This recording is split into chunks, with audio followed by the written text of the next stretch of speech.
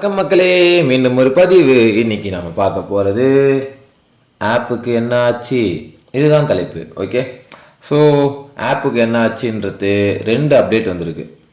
ரெண்டு வந்துட்டு அப்படியே 180 டிகிரி ஆப்போசிட்டான அப்டேட்டு. ஒன்று இல்லை, அதெல்லாம் சொல்கிறதுக்கு முன்னாடி சாட் இன்ஸ்டன்ஸ் ஒரு வீடியோ போட்டிருந்தாரு, எனக்கும் எம்எச்ஐக்கும் மென்ஷன் பண்ணி போட்டிருந்தாரு. அண்டு இதர ஃபேக் ஐடிகள் அப்படின்னு சொல்லிட்டு கொஞ்சம் பேர் மென்ஷன் பண்ணி போட்டிருந்தாரு. அதெல்லாம் யாருன்னு நம்மளுக்கு தேவையில்லாத கதை. ஸோ என் பேர் மென்ஷன் ஆயிருந்தது இல்லை, நான் சொல்கிறேன். நம்பர் 1 பாயிண்ட் ஃபார் சாட்ஸ் இன்ஸ்டன்ஸ், அதில் மார்க்கெட்டிங் மாஸ்டர்னு போட்டிருக்கீங்க. அந்த சேனல் நேற்று மூட்டாங்க. அதனால் வந்து மோட்டோ மாஸ்டர் அப்படின்னு சேஞ்ச் பண்ணுறேங்க. அப்போ தான் வந்துட்டு மோட்டோ மாஸ்டர் M2 அப்படின்னு போடுங்க. அப்போ தான் என் சேனல் கண்டுபிடிக்கப்படும். ஸோ அதனால் அந்த நேமுக்கு சேஞ்ச் பண்ணுறேங்க. வேணா நான் உங்களுக்கு மெசேஜ் பண்ணுறேன். செகண்டரி, நீங்கள் MyV3MD வெளியே வந்துட்டா வீடியோ போட மாட்டேன்னு சொன்னதா சொல்லிட்டு நாங்கள் சொன்னோன்னு சொல்கிறீங்க. கிட்டத்தட்ட வந்துட்டு நீங்கள் சொன்னதுக்கும் நாங்கள் சொன்னதுக்கும் நீங்கள் வந்துட்டு என்ன சொன்னீங்கன்னா, உள்ளே வந்து 3 பேர் கையை தூக்கி இருந்தா அப்படின்னு நீங்கள் ப்ரூவ் பண்ணால் நான் வந்து இதுக்கப்புறம் போட மாட்டேன் அப்படின்ற மாதிரி சொன்னதாக நீங்கள் சொல்கிறீங்க. ஆனால் பார்க்குற எல்லாரும் நான் மட்டும்தான் பார்த்தேன்னா இல்லை பேசுகிற எல்லாரும் எத்தனை பேர் அதில் கமெண்ட் பண்ணியிருக்காங்க நீங்களே போய் பாருங்கள். நீங்கள் சொன்ன விதம் வந்துட்டு எம்டி உள்ளே இருக்க ஆசைப்படுறார். அவர் வந்துட்டு வெளியே வரத்துல விருப்பம் இல்லை, வெளியே வந்தால் மக்களை சந்திக்கணும், மக்களை சந்தித்து காசு கொடுக்க வேண்டியிருக்கும். ஸோ அதுக்கு பயந்துக்கிட்டு, அவர்கிட்ட காசு இல்லை, அதனால அதுக்கு பயந்துக்கிட்டு தான் அவர் உள்ளேயே இருக்கணுன்ற முடிவில் அவங்க கவுன்சில் வந்து பண்ணிக்கிட்டு இருக்காங்க அப்படின்ற கருத்து நீங்கள் சொல்லியிருக்கீங்க. இதை சொன்னீங்களா இல்லையா? சொன்னீங்கல்ல. இதை யார் யார் மக்கள்லாம் பார்த்தீங்களா? பார்த்துக்குங்க.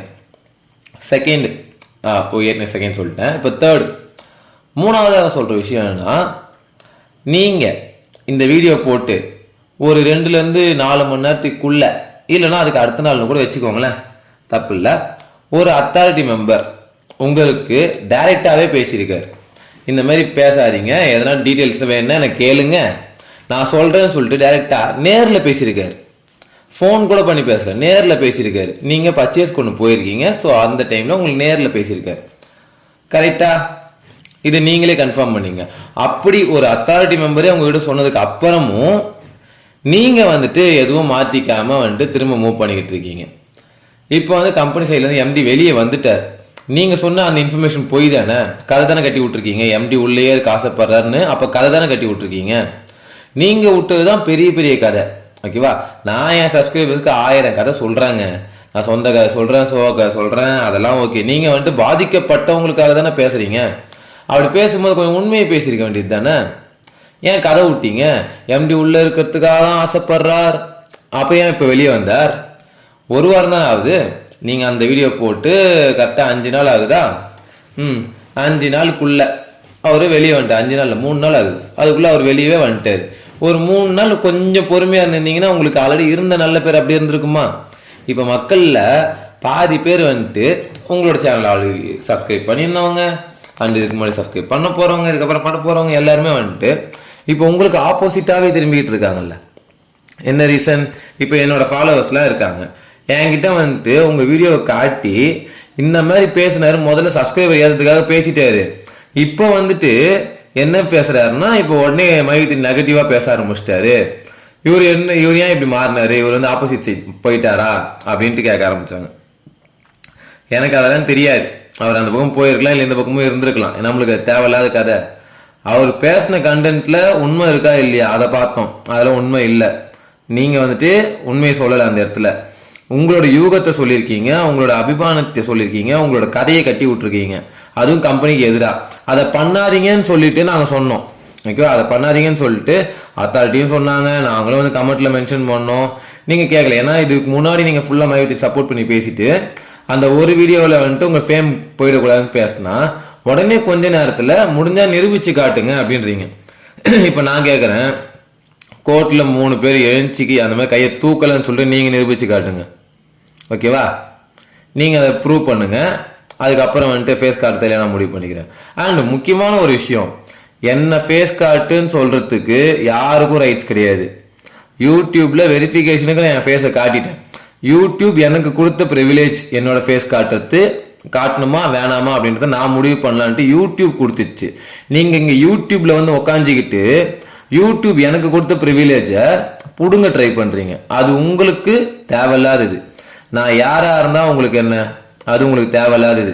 உங்களுக்கு கேட்குற கொஷின் கரெக்டாக கேட்டிருக்கோமா, நீங்கள் சொன்னதை எல்லாரும் எப்படி புரிஞ்சு வந்து கமெண்ட் பண்ணியிருக்காங்களோ, நான் மட்டுமா கமெண்ட் பண்ணேன், இன்னும் எவ்வளோ கமெண்ட் வந்திருக்கு படிங்க. எல்லாருக்கும் அதே மாதிரி தான் புரிஞ்சிருக்கு. யாரோ ஒருத்தர் மூஞ்ச காட்ட மாட்டேன்னு சொன்னாங்களே, யாரோ ஒருத்தர் மைவித்திரி பற்றி பேச மாட்டேன்னு சொன்னாங்களே, அப்படித்தான் உங்களுக்கு கமெண்ட் இருக்கு. போய் பாருங்க, உங்களுக்கே தெரியும் எத்தனை பேர் போட்டிருக்காங்கன்னு. அவங்க எல்லாரும் ஒன்றும் மைவித்திரி ஹேட்டர்ஸ் இல்லை. நீங்க என்ன சொல்றீங்க, பாதிக்கப்பட்டவங்களுக்காக நான் பேசுறேன். இங்க யாருமே பாதிக்கப்படலைன்னு நாங்க பேசிட்டு இருக்கோம். எங்களை பாதிக்கப்பட வைக்கிறதுக்காக பேசுறாங்கன்னு நாங்க பேசிட்டு இருக்கோம். நீங்க வந்துட்டு ஒரு கிரவுன் மெம்பர், ஓகேவா? நீங்க ஒரு கிரவுன் மெம்பரா இருந்துகிட்டு ஏதோ வேற ஏதோ கம்பெனி பத்தி பேசுறாம பேசிட்டு இருக்கீங்க. நீங்களே இந்த கம்பெனியோட மெம்பர் தான், புரியுதுங்களா? நீங்களே இந்த கம்பெனியோட மெம்பர் தான். கம்பெனிக்குள்ள இருந்து நீங்க கம்பெனியை பத்தி எதிராக பேசுவீங்க அப்படின்னா, நான் இந்த கம்பெனிக்கு ஓனரா இருந்தேன், என் கம்பெனில இருந்துகிட்டு என் காசையே வாங்கி சாப்பிட்டுக்கிட்டு எனக்கு எதிராகவே நீ முதுகுல குத்துவ, அதை நான் பார்த்துட்டு உட்காந்து இருக்கணுமா சொல்லிட்டு உன் ஐடியா தூக்கிடுவேன். புரியுதா நான் என்ன சொல்றேன்ட்டு? இதுக்கப்புறம் நடக்கும்.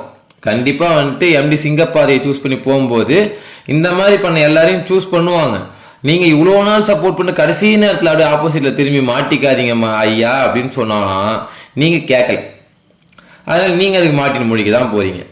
நீங்க வீடியோ அப்பயே தூக்கிடணும். அதுக்கு பதிலாக இப்ப எக்ஸ்ட்ரா 2 வீடியோவை போட்டு இன்னும் பெருசாகிட்டீங்க. ஸோ நீங்க இப்ப கண்டினியூ பண்றதை பண்ணுங்க. உங்களுக்கு என்ன ஆக்சிடென்ட் இருக்குமோ கம்பெனி எடுப்பாங்க. நான் எதுவும் உங்களுக்கு கேட்க போறது இல்லை, புரியுதா? ஏன்னா உங்களுக்கு சொல்லறதுக்காக நான் ஃபோன் நம்பர் கேட்டேன்னா ஃபோன் நம்பர் யூஸ்லயே இல்லை. அதுவும் நீங்க ரெஜிஸ்டர் பண்ணி வச்சிருக்க ஃபோன் நம்பர் மையத்தில் ரெஜிஸ்டர் பண்ணிருக்கீங்களா, அந்த ஃபோன் நம்பர் யூஸ்லயே இல்லை. காலே போக மாட்டேங்குது. நிறைய ட்ரை பண்ணிட்டேன், சரியா? ஸோ அதனால வந்துட்டு உங்களுக்கு ஒரு ஆப்ஷன் சொல்றேன். டெலகிராம்ல @மைமக்கள் அப்படின்னு டைப் பண்ணீங்க, என்னோட டெலகிராம் ஐடி வரும். ஓகே, ஸோ அதில் வந்துட்டு எனக்கு மெசேஜ் பண்ணுங்க. மோட்டோ மாஸ்டர் நேம் இருக்கும், ஓகேவா? ஸோ மெசேஜ் பண்ணுங்க, நம்ம அதில் கால் பேசுவோம். ஓகே, உங்களுக்கு நான் புரிய வைக்கிறேன். ஏன்னா நீங்க சொன்னது என்ன, எந்த விதத்துல உண்மை எந்த விதத்துல பொய் அப்படின்றதுல உங்களுக்கு நாங்கள் புரிய வச்சிடுறோம். ஏன்னா கம்பெனிக்காக, ஓகே, நான் எங்க கம்பெனியோட மெம்பர், நான் எங்க மெம்பரா இருந்துகிட்டு எந்தெந்த விஷயத்த சொல்லணும் எந்தெந்த விஷயத்த சொல்லக்கூடாதுன்றதுக்கு ஒரு ரெஸ்ட்ரிக்ஷனோட தான் பண்ணிட்டு இருக்கேன். அதாவது ஒரு வழிகாட்டு முறையோட நாங்கள் பண்ணிக்கிட்டு இருக்கோம். எங்களுக்கு உள்ள இருந்து நிறைய இன்ஃபர்மேஷன்ஸ் வருது. அது எல்லாத்தையும் அலசி ஆராய்ஞ்சிட்டு சொல்லலாமா வேணாமா. நாங்கள் ஆரம்பத்தில் வந்துட்டு நான் நிறைய இன்ஃபர்மேஷன் வந்துட்டு ஓப்பனாக சொல்லியிருப்பேன். ஆனால் அதுக்கப்புறம் வந்துட்டு மூடி மறைச்சு தான் ஆகணும், அப்போ தான் வெளியே விடுவாங்கன்ற அந்த விஷயம் தெரிஞ்சதுக்கப்புறம் இன்ஃபர்மேஷனை வெளியே விடுறதே இல்லை. நான் கட்டுக்காக தான் விட்டுனுக்கிறேன். நானே சொல்கிறேன், எல்லாருக்குமே தெரியும் நான் மோஸ்ட்லி விடுறதுலாம் கட்டுக்காக தான். ஆனால் உண்மை இருக்கும். இலைமறை காயாக மட்டுமே கூறுவேன் என்று அப்படியே கூறிக்கொண்டு சுற்றி கொண்டிருக்கிறேன் நான், ஓகேவா? ஏன்னா என் மக்கள் எல்லாரும் ஃபாலோ பண்றது எல்லாருமே இந்த நுணுக்கம்லாம் தெரிஞ்சு நான் பேசுறத கொஞ்சமாச்சு புரிஞ்சுக்கிட்டு அதில் வந்துட்டு என்னென்ன நுணுக்கம் இருக்கு, இவன் என்னென்ன இடத்துல செக் வைக்கலான்றத நோட் பண்றாங்க. அப்படி நோட் பண்றவங்க மட்டும்தான் இங்க ஷார்ப்பா இருக்காங்கன்றத தெரிஞ்சுக்கணும். அவங்க தான் என்னோட மக்கள், ஓகேவா? அவங்களுக்கு எல்லாமே புரியும் நான் என்ன சொல்ல வரேன்றதுலாம்.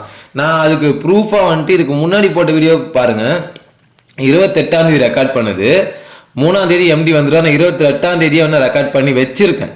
எனக்கு தெரியாது, ஓகே? எனக்கு வந்து இன்ஃபர்மேஷன் கம்பெனிக்குள்ள இருந்தும் சைட்ல இருந்தும் என்னென்ன சோர்ஸ் மூலியமா நாங்கள் எடுத்தோமோ அந்த இன்ஃபர்மேஷன் மூலியமா நான் ரெக்கார்ட் பண்ணி வச்சது. சேனல் ஸ்ட்ரைக்கே ஊண்டதுக்கு அப்புறமும் நான் ரெக்கார்ட் பண்ணி வச்ச அந்த வீடியோவை நான் இங்கே போட்டிருக்கேன், புரியுதா? இந்த மாதிரி எவிடன்ஸ் காட்டுங்களேன் பார்ப்போம். உங்ககிட்ட இருக்காது. நீங்க இப்ப வந்தீங்க, நாங்க ஆரம்பத்துல இருந்து இதுல உள்ள இருக்கோம். நான் இத்தனைக்கு 2.5-3 வருஷமா இருக்கேன், ஓகே? கிரவுன் போட்டு 2 வருஷம் முழுசா முடிஞ்சு போய் அடுத்து 3ஆவது மாசம் போய்கிட்டு இருக்கு. ஸோ அப்படின்றப்போ நீங்க, ஓகே, நீங்க புதுசா வந்த மெம்பர், உங்களுக்கு கம்பெனியை பத்தி ஒன்றும் தெரியாது. அவங்க பிளான்ஸா இருக்கட்டும், அவங்க அடுத்து என்ன பண்ண போறாங்கன்னு இருக்கட்டும், இவங்களோட நடவடிக்கை இருக்கட்டும், அவங்களோட நம்பிக்கைத்தன்மை எப்படி இருக்கு தெரியட்டும், இந்த மாதிரி விஷயம் எதுவுமே வந்துட்டு உங்களுக்கு தெரியாது. புதுசா வந்த யாருக்குமே கம்பெனியை பத்தியோ எம்டியை பத்தியோ ஃபுல் டீட்டெயில்ஸ் யாருக்குமே தெரியாது. ஆனா ஓல்டு மெம்பர்ஸ் எல்லாருக்குமே தெரியும் இந்த கம்பெனி எப்பேற்பட்ட கம்பெனி, இவங்களால என்னென்னலாம் பண்ண முடியும், எந்த அளவுக்கு ஆர்கனைஸ்டா இவங்க பண்ணிட்டு இருக்காங்க அப்படின்ற விஷயம் எல்லாருக்குமே தெரியும். ஓல்டு மெம்பர்ஸ் எல்லாருக்குமே. உடனே அந்த ஓல்டு மெம்பர்ஸ் பேச வந்தா நீங்களாம் அப்ளைனஸ், நீங்க காசு எடுத்துட்டீங்கன்னு சொல்லிட்டு ஒரு பக்கம் அமுகுறாங்க. இந்த பக்கம் நீங்க மூஞ்ச காட்டாம பேசுறீங்கன்னு ஒரு பக்கம் அமுகுறீங்க. நான் ஏன் உனக்கு மூஞ்ச காட்டணும்? நான் ஏன் உங்களுக்கு மூஞ்ச காட்டணும் சொல்லுங்க? என் மூஞ்ச பார்த்தாதான் நீங்க என்கிட்ட பேசுவீங்கன்னா, நான் பேசுறத கேட்பீங்கன்னா நீங்க சேனல்லே பார்க்கணும், கிளம்பி போங்க. சொல்லிட்டேன்ப்பா, போதுமாப்பா? என் சப்ஸ்கிரைபர்ஸ் யாருமே வந்துட்டு என் ஃபேஸுக்காக உள்ள வரல, நான் கொடுக்குற இன்ஃபர்மேஷனுக்காகவும் நான் பேசுறதுக்கு கேட்கறதுக்காக தான் வந்துக்கிறாங்க. ஸோ அவங்களுக்கு இந்த விஷயம் நல்லா தெரியும், ஓகேவா? என் மூஞ்ச பார்த்தாதான் நீங்கள் எனக்கு பொண்ணு கொடுப்பீங்க. நான் எனக்கு உங்கள் பொண்ணே வேணாம், போதுமா? பொண்ணுன்னு சொன்னது நகை துட்டு மணி, ஓகே? அந்த காசு எனக்கு தேவையில்லை. நான் வச்சு நான் எப்படி சம்பாதிச்சேன் என்ன சம்பாதிச்சு தான் இருக்கேன், அதே மாதிரி நான் சம்பாதிச்சுக்கிறேன். சரி, ஓகே மக்களே, 10 நிமிஷமாக அவருக்கு விளக்கம் கொடுத்துட்டோம். இதுக்கப்புறம் அவர் வந்து புரிஞ்சுக்கிட்டு என்ன பண்ணுறாரு பண்ணிக்கிட்டோம். ஷார்ட்ஸ் ப்ரோ, தயவு செய்து இதுக்கு ரிப்ளை போகிறேன்னு சொல்லிட்டு திரும்ப போட்டுறாத. நீ மெம்பரு, நம்மலாம் வந்து மெம்பர்ஸாக இருந்து ஒரே பக்கத்தில் நின்று போராட வேண்டியவங்க. நீங்கள் எதிர்பக்கமாக போய் நின்று போராடி உங்களுக்கு நீங்களே ஆப் அடிச்சுக்காதீங்க. தங்க முட்டுற வார்த்தை கழுத்து நெரிச்சு கொண்டா மாதிரி போயிடும் கடைசியில், ஓகேவா? அந்த மாதிரி பண்ணுறாதீங்க. இதுதான் இன்ஃபர்மேஷன் உங்களுக்கு. சரி, ஆப்பை பற்றின முக்கியமான 2 விஷயம். இந்த 2 தகவலில் முதல் தகவல் பயங்கர பாசிட்டிவ், 2வது தகவல் கொஞ்சம் தள்ளி போடுற தகவல். உங்களுக்கு நான் சொல்ல போகிறது முதல் தகவல் மட்டும்தான். ஏன்னா அந்த முதல் தகவல் மட்டும்தான் நம்மளால் வந்துட்டு நாளைக்கே வந்துட்டு செக் பண்ண முடியும், ஓகே? அதனால் நான் முதல் தகவல் சொல்கிறேன். அந்த தகவல் படி நீங்கள் இந்த வீடியோ பார்க்கும்போது அநேகமாக ஆப் ஒர்க்கிங்கில் இருக்கும், ஓகேவா? இதுக்கு வந்த தகவல் படி ஆப் ஒர்க்கிங்கில் இருக்கும். அதில் எம்டி வீடியோவும் வந்திருக்கும். இதுதான் வந்துட்டு வந்த தகவல். விடிய காலை 4 மணிக்கு எம்டி சேனலில் வீடியோ அப்லோட் செய்யப்படும். அதே நேரத்தில் ஆப்பும் ஒர்க் ஆகும். இது ஃபஸ்ட்டு. செகண்டு, இந்த தகவல் வந்துட்டு என்னென்னா செக்யூரிட்டி பேச்சஸ்லேருந்து ஆப்போட நெக்ஸ்ட் வெர்ஷன் அப்கிரேட் வரைக்கும் எல்லாமே போய்கிட்டு இருக்கு. ரூல்ஸ் அண்ட் ரெகுலேஷன்ஸ்லாம் நம்ம டைட்டன் பண்ணிகிட்டு இருக்கோம். அண்ட் இந்த கேஒய்சி பெண்டிங்ஸு எல்லாமே டேட்டாஸ் எல்லாமே பேக்கப் எடுக்கிறதா ஒரு தகவல். ஸோ இதனால், ஓகேவா, இதனால் இன்னும் டிலே ஆகலாம் அப்படின்னு ஒரு தகவல். அதான் சொன்னல முதல்லையே, முன்னுக்கு பின் முரணாக வந்துட்டு 2 தகவல், 2மே வந்துட்டு கிட்டத்தட்ட கன்ஃபர்மேஷன் எனக்கு பக்காவாக சொல்கிற ஆளுங்களே வந்துட்டு 2 விஷயமும் சொல்லியிருக்காங்க. இதனால் மட்டுமே இந்த இன்ஃபர்மேஷனை நான் இங்கே சொல்கிறதுக்கு கொஞ்சம் யோசித்தேன். இந்த 2 இன்ஃபர்மேஷனும் வந்துட்டு நான் எந்த அளவுக்கு சொல்ல முடியும்? நீங்கள் இப்போ சார் சொன்னார்ல, எல்லாரும் நான் உண்மையை தான் பேசுவேன், கம்பெனியை பற்றி நான் பேசுறது எல்லாமே உண்மையாக தான் இருக்கும், நான் எதுவுமே போய் பேச மாட்டேன், நான் 2 பக்கமும் இருக்கிறது பேசுவேன், கம்பெனி எதிராக பண்ணிச்சுன்னா அதையும் பேசுவேன். பேசிங்கப்பா, தப்பே இல்லைப்பா, அது உங்கள் விருப்பம். ஆனால் இந்த இடத்துல மக்கள் பீதி அடையக்கூடாது, மக்கள் வந்து பயப்படக்கூடாதுன்றதுக்காக ஒரு சில உண்மைகளை நான் மறைச்சி தான் இருக்கேன். எனக்கு நல்லா தெரியும், அது என் கூட இருக்கவங்களுக்கும் தெரியும். எனக்கு ஃபோன் பண்ணி கேட்டவங்களுக்கு நான் உண்மையே சொல்லியிருக்கேன். எனக்கு ஃபோன் பண்ணி கேட்டவங்களுக்கு நான் உண்மையே சொல்லியிருக்கேன், ஓகேவா? அவங்க எல்லாருக்கும் இந்த மாதிரி விஷயம்ப்பா அப்படின்ற உண்மையே தெரியும். எனக்கு இன்னும் சொல்ல போனால் காலையில் இன்னொரு ஷாக்கிங்கான தகவல்லாம் கூட வந்துச்சு. ஆனால் அதுவும் சொல்ல போகிறது இல்லை. ஏன்னா அந்த மாதிரியான விஷயங்கள் எல்லாமே வந்துட்டு வதந்திகள் தான். கிட்டத்தட்ட அது 90% வதந்தி. அதில் ஒரு 10% உண்மையாக இருக்குமா அப்படின்னு யோசிக்கும் போது மேபி இருக்கலாம் அப்படின்ட்டு ஒரு சில லூப் பாயிண்ட்ஸ்லாம் வருது. அந்த பாயிண்ட்ஸ் கூட கனெக்ட் பண்ணி பார்க்குறோம். ஆனால் அது கனெக்ட் ஆக மாட்டேங்க ஒழுங்காக. ஸோ அதனால் அது தேவையில்லை, சொல்ல வேண்டாம் அப்படின்னு முடிவு. இந்த மாதிரி நிறைய விஷயம் இருக்குது. இப்போ கோர்ட்டில் நடந்த விஷயத்தை நீங்கள் கேட்டிங்கல்ல, உங்களால் உள்ள 3 பேர் வரலன்னு நிரூபிக்க முடியாது. என்னால் உள்ள 3 பேர் வந்தாங்கன்னு நிரூபிக்க முடியாது. நீங்களும் பார்க்கல, நானும் பார்க்கல, என் லாயரும் பார்க்கல, அசோக் எதையும் பார்க்கல. புரியுதா? யாருமே கோர்ட்டில் அந்த 3 பேர் கை தூக்கம் தான் பார்க்கல. பார்த்தது பப்ளிக் ப்ராசிக்யூட்டர், ஜட்ஜி, அப்புறம் எங்களோட நம்ம மைவித்தி கம்பெனியோட ஜட்ஜி. ஸோ இந்த 3 பேரை தாண்டி வேறு யாரும் வந்து இந்த இன்ஃபர்மேஷன் வெளியே சொல்ல போகிறது இல்லை.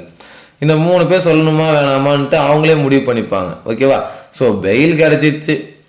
End of the day business நடக்கணும், பெயிலு கிடைக்கணும். இதுக்காக தான் போராடணும். அது நடந்துச்சு. அது வரைக்கும் மக்கள் அமைதியாக ஒற்றுமையாக இருந்தாங்களா? இருந்துட்டாங்க. ஸோ அதுதான் எனக்கு தேவை.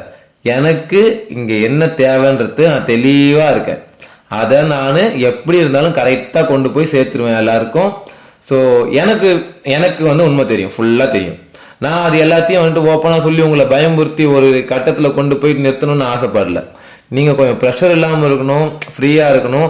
எனக்கு அது எப்போ சொல்லணும்னு தெரியும், எப்படி சொல்லணும்னு தெரியும். புரியுதா உங்களுக்கு? ஸோ அது வந்து நான் முடிவு பண்ணிக்கிறேன். இது என்னோட சேனல் தானே, நான் முடிவு பண்ணிக்கிறேன். என்னோட ஃபாலோவர்ஸ்க்கு என்னென்ன இன்ஃபர்மேஷன் கரெக்டாக எந்த டைமில் கிடைக்குமோ நான் சொல்லிடுறேன். அவங்க அவசரப்படுறாங்கன்றதுக்காக வேவாத தோசையை எடுத்து தட்டில் வைக்க முடியாது. அது மாவாக தான் இருக்கும். புரியுதா? இவ்வளோதான் என்னால் சிம்பிளாக உங்களுக்கு புரியாமல் சொல்ல முடியும் மக்களே. ஏன்னா என்கிட்ட இருந்து வர இன்ஃபர்மேஷன் 90% கிளியராக இருந்தாலும் ஒரு 10% அதில் முன்ன பின்ன குறை இருக்குன்னா சொல்கிறது யோசிச்சு தான் சொல்லிட்டு இருக்கேன். இப்போ சொன்ன அந்த 2 இன்ஃபர்மேஷன் சேர்த்து தான். அதில் வந்துட்டு 2 சேனல், ஓகேவா, 2-3 சேனல்ஸ்ல இருந்து நம்மளுக்கு இந்த இன்ஃபர்மேஷன் வந்துட்டு ஃபர்ஸ்ட் இன்ஃபர்மேஷன் வந்துடுச்சு. ஸோ இதை அஃபிஷியலாகவும் ஒரு இடத்துல கன்ஃபார்ம் பண்ணாங்க. பட் ஆனால் அதை அன்அஃபிஷியலாக சொல்லிட்டாங்க. அதனால் அந்த இன்ஃபர்மேஷன் பொய்யா உண்மையான்று இப்போ வரைக்குமே எங்களுக்கு கண்டுபிடிக்க முடியல. அது கன்ஃபார்ம் பண்ணணும்னா நாளைக்கு எம்டி வந்தால் கன்ஃபார்ம் ஆகிடும். ஒரு ஒருத்தங்க என்ன சொல்கிறாங்கன்னா ஜனவரி வரைக்கும் வராது காசு, பிப்ரவரி வரைக்கும் காசு வராது, உங்கள் எம்டி வந்து ஜனவரிக்கும் வெளியே வர மாட்டேன்னு கூட சொன்னாங்க. இது ஃபைல் பண்ணிட்டா அதுக்கப்புறம் கேஸ் நம்பர் ஆயிடுச்சு நம்ம இது போடுவாங்க சிஎஸ்ஆர் காப்பி. ஸோ அந்த மாதிரி ஒன்று போட்டாங்கன்னா அதுக்கப்புறம் வெளியே வர சார்ஜ் ஷீட் போட்டால் வெளியே வர முடியாது, அவள் தான் இழுத்தடிப்பாங்க, இன்னும் 20 நாள் போகும், இன்னும் 30 நாள் போகும்னா ஆள் வெளியவே வந்துட்டு. இந்த மாதிரியான விஷயங்கள் எல்லாத்தையுமே வந்துட்டு டைம் கொடுத்து கரெக்டாக உடச்சி ஒன்று ஒன்றா வந்துகிட்டு இருக்காங்க. ஸோ அந்த டைம் பீரியடில் நம்ம அதுக்கான இன்ஃபர்மேஷன்ஸ் எல்லாம் கரெக்டாக நம்ம கொடுத்துக்கிட்டு இருக்கோம். இந்த இதெல்லாம் பண்ணுவாங்கன்னு சொல்லிட்டு நான் ஏற்கனவே சொன்னதை இப்போ என்னால் போட்டு காட்டணும். ஏன்னா அந்த சேனலே போயிடுச்சு, அந்த சேனலில் பழைய வீடியோஸ் எதுவும் இப்போதைக்கு இருக்காது. ஏன்னா அதில் நிறைய பேர் வந்துட்டு வாங்க வாங்க நான் அவன் பெட்டு கட்டுறேன், அவர் வெளியவே வரமாட்டார், அவர் வந்தாலும் உங்களுக்கு காசே போட மாட்டாருன்னு சொல்லி நிறைய பேர் சொன்னீங்கல்ல.